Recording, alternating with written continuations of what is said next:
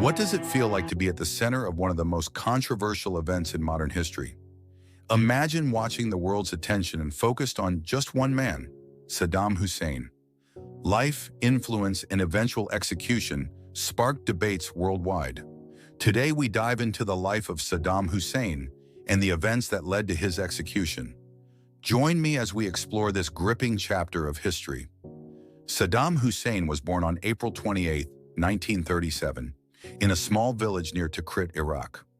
He rose from humble beginnings to become one of the most powerful leaders in the Middle East. His reign began in 1979 when he officially assumed the presidency. But Saddam's rule was marked by brutality and oppression. He utilized fear to maintain his power, suppressing dissent and eliminating rivals. One of his most notorious acts was the invasion of Kuwait in 1990. This act led to the Gulf War, drawing condemnation from the international community. The United States led a coalition of forces to liberate Kuwait in 1991. Saddam managed to stay in power despite the heavy bombing and sanctions. However, his regime continued to oppress the Iraqi people.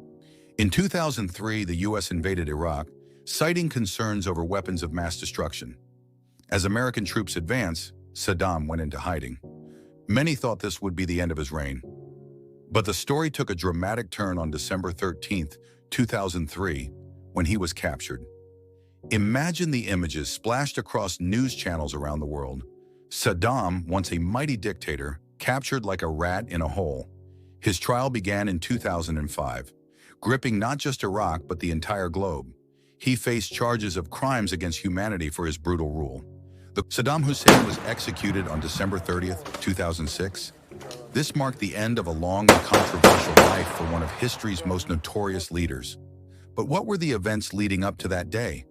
Why did his execution generate so much attention around the world? Today we're diving deep into the life, crimes, and the final moments of Saddam Hussein. Understanding this story helps us reflect on the impact of leadership and justice on a global scale. So get ready as we explore the complex tale of Saddam Hussein's rise and fall. Saddam Hussein was born on April 28, 1937, in Al-Awja, Iraq. He came from a poor family and faced a tough childhood. His early life was marked by violence and loss, shaping his future as a leader. Hussein became involved in politics as a young man, joining the Ba'ath Party in 1957. By 1968, Saddam was a key figure in the party's rise to power. He was a hardliner, believing in strong authoritarian rule. One of his most brutal acts was the Anfal campaign against the Kurdish people in the late 1980s. This campaign led to the deaths of thousands and is often described as genocide. In 1990, Saddam ordered the invasion of Kuwait, leading to the Gulf War. The international community rallied against him, and by early 1991, coalition forces had pushed him out of Kuwait. However, Saddam remained in power until the U.S.-led invasion of Iraq in 2003. The war was justified by claims that he possessed weapons of mass destruction, which were never found.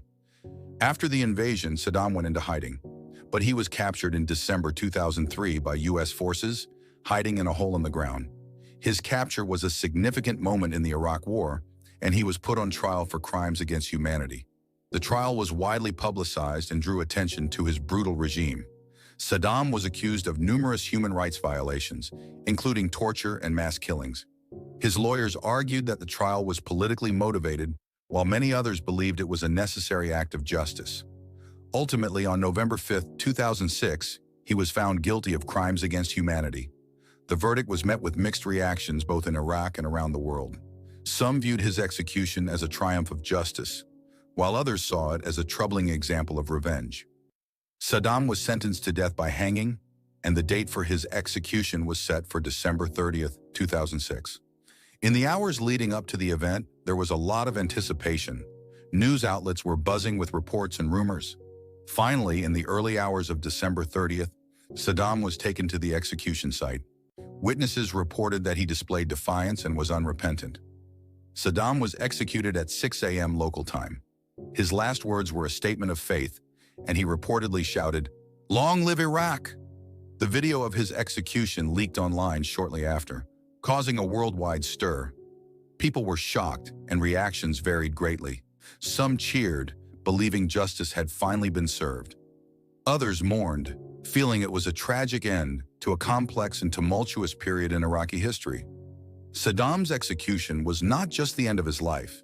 It marked a pivotal moment in Iraq's journey towards stability and democracy. The lingering questions about power, authority, and justice still resonate today. As we analyze these events, it's vital to remember the broader implications for the region and the world. Now that we've delved into Saddam Hussein's life and execution, what are your thoughts? Do you think justice was served, or was it simply an act of political theater?